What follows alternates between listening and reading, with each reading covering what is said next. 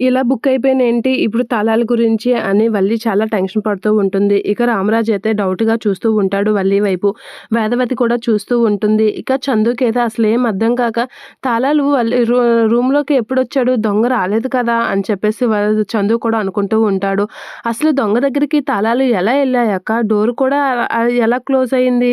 మన main door lock చేసే ఉంటుంది కదా! అలాంటిది డోర్ కూడా ఎలా ఓపెన్ అయ్యి ఉంది అని చెప్పేసి వల్లిని నానా విధాలుగా అడుగుతూ ఉంటుంది నర్మద. అలా అడిగేసరికి రామరాజు అయితే వల్లి వైపు అలా చూస్తూ ఉంటాడు. ఇక వేదవతి కూడా చూస్తూ ఉంటుంది.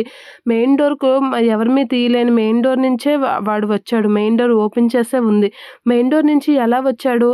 ఎక్కడ లూప్ లేదే అని చెప్పేసి నర్మద అడిగేసరికి అయ్యేమో నాకెలా తెలుసు దొంగ ఎలా వచ్చాడో నేను ఇచ్చేస్తానా ఏంటా అని అనేసరికి మరి తాళాల మాట ఏంటక్క అని అనేసరికి ఇక వల్లి అయితే చాలా టెన్షన్ పడుతూ ఉంటుంది. రామరాజు అయితే వల్లి వైపు అలానే చూస్తూ ఉంటాడు డౌట్‌గా.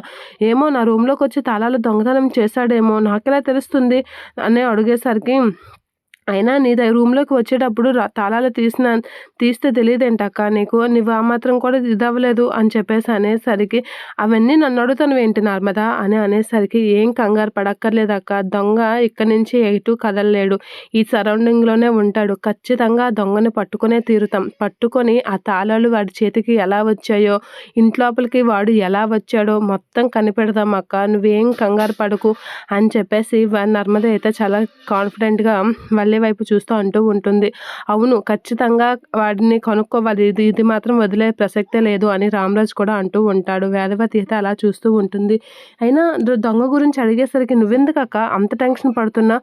నువ్వెందుకు అంత కంగారు పడుతున్నావు అని నర్మద అయితే వల్లిని అడిగేసరికి వల్లి అయితే అయినా నువ్వేటి నన్ను అలా అడుగుతున్నావు అని చెప్పేసి కొంచెం టెన్షన్ పడుతూ ఏమో తాళాలు పోయాయి కదా అని నేను కొంచెం దొంగ విషయంలో టెన్షన్ పడుతూ ఉంటే నువ్వు అలా అడుగుతున్నావేంటి? దొంగకి నాకు ఏంటి సంబంధం?